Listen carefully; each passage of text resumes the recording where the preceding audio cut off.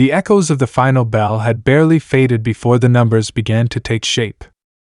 Behind the raw violence, behind the adrenaline-fueled clashes that left the crowd in awe, there was another battle, a quieter one, measured not in punches thrown but in figures tallied.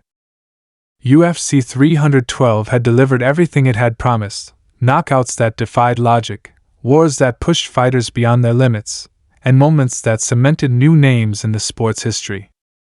But now, as the dust settled, the financial picture of the night became clear.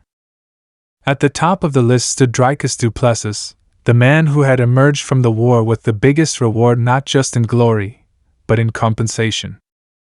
Alongside him, Jean Whaley, a champion who had carried the weight of expectation and delivered yet again. The two had earned the maximum compliance payout, a reflection of their status at the top of the UFC hierarchy. Their challengers, Sean Strickland and Tatiana Suarez, had fought their hearts out, knowing full well that the financial scales would always favor those who held the gold.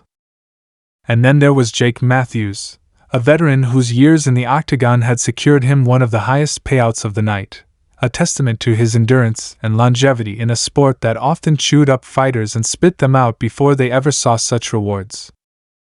But the true revelations of the night weren't just in the familiar names. They were in the newcomers, the fighters who had walked into the UFC's unforgiving world and left their mark in the most brutal, undeniable way possible. 3 debutantes had earned the kind of bonuses that changed lives. For them, this was not just a number on a check, it was validation, proof that their sacrifices had meant something, that the endless hours of suffering had led to this moment. Quillian Sockeld had stepped into the octagon with something to prove, and in just 19 seconds, he had made a statement so loud it silenced any doubts. His opponent, Anshul Jubli, never had the chance to react.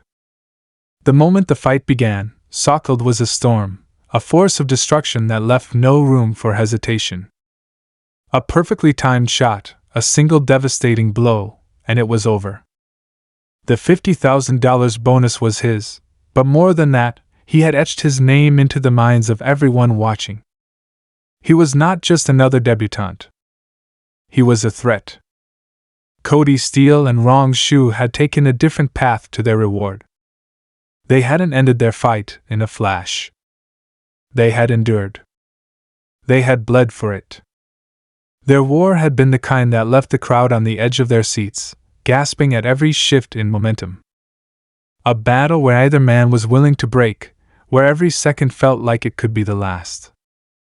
In the end, there was no singular moment that defined their fight, only the accumulation of countless moments, of strikes exchanged, of wills clashing.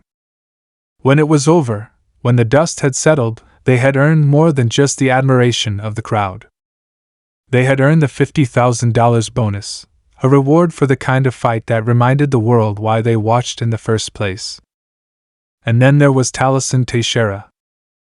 A debutante, yes. But by the time he walked out of the octagon, he was something else. He had not needed a full round. He had not even needed a full minute. Just 35 seconds.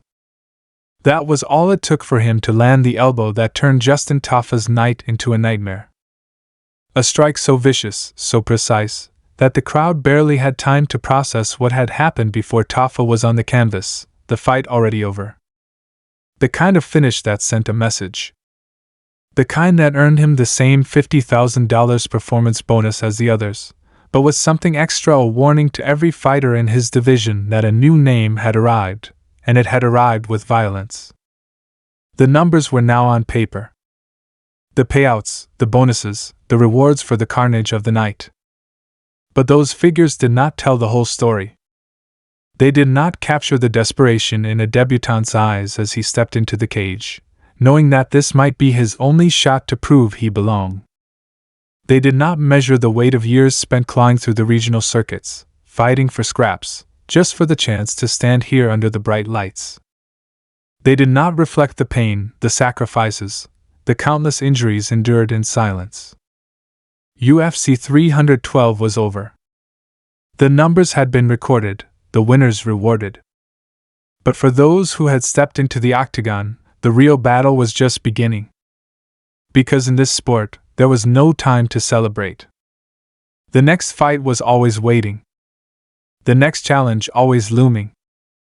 And the money? It was never enough to erase the hunger. The hunger to return. The hunger to prove that this night, these rewards, were only the beginning. The numbers were final, but the echoes of battle had not yet faded. In the grand scheme of the sport, money was merely a footnote to the true cost of what had transpired at UFC 312. The battered faces, the bruised ribs, the bodies pushed past their limits, none of those things could be measured in dollars. But they were real, more real than the checks that fighters would cash in the days to come. For some, the night had been a confirmation of everything they had worked for. For others, it had been a cruel reminder of the unforgiving nature of the octagon. Dricus du Plessis, the top earner of the night, sat in silence as the reality of his victory set in. The money mattered, of course. A champion's pay reflected the years of sacrifice, the pain endured to get to this moment. But there was no time to rest. No time to dwell on the numbers. Somewhere in the shadows, another contender was already training to take it all away. The climb to the top had been brutal. The fight to stay there would be even worse. The belt on his shoulder was more than just gold, it was a target. Zhang Weili, too, understood what her payout meant. It was proof of her worth in the eyes of the organization, a symbol of her dominance. But champions could not afford to bask in their success. Every fight was a war, and every war left scars. She knew what was coming. A new wave of challengers, each one hungry, each one dreaming of the moment they would stand where she stood now. And so, even as she collected what was hers, her mind was already moving forward. The octagon did not care for legacy. It did not care for past victories. It only cared about the next fight. Sean Strickland and Tatiana Suarez, the challengers who had given everything, walked away with less. Not just in money, but in the cruel weight of defeat. The reality of this sport was brutal. Second place paid well, but it did not satisfy. They had stood on the brink of greatness, but the night had not belonged to them. The numbers were clear. The champions had earned more.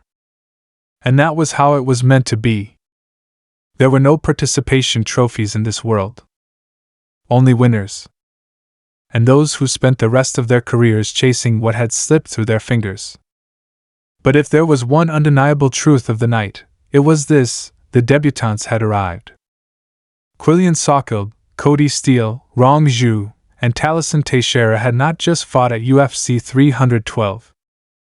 They had made their presence known in the most violent, spectacular way possible. Sockeld could still feel the rush of his 19-second knockout. The moment his fist had connected, the moment his opponent had crumpled, the moment the referee had stepped in, it had all happened so fast.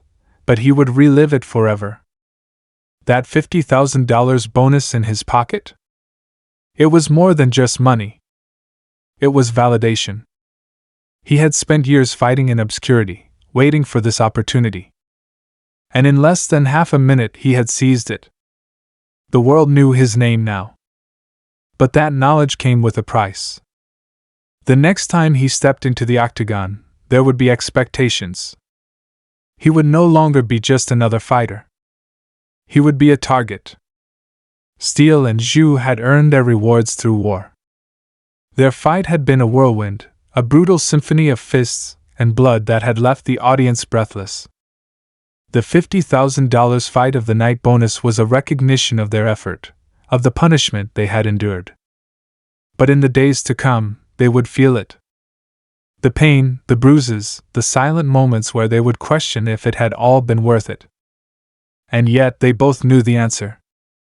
It was always worth it. Because this was the price of greatness. Teixeira's elbow knockout was still playing on highlight reels across the world. The impact. The fall. The silence that followed before the eruption of the crowd. He had walked into the UFC as an unknown. He had walked out as something else. The $50,000 bonus was a reward, but it was also a warning to the rest of the division. His name was now on their radar. They had seen what he could do, and they would be preparing for him. The night was over.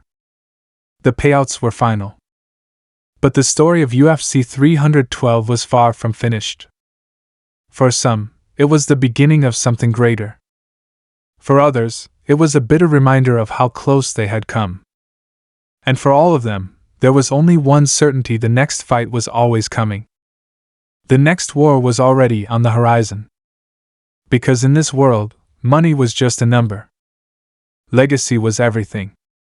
And in the octagon, there was no such thing as rest.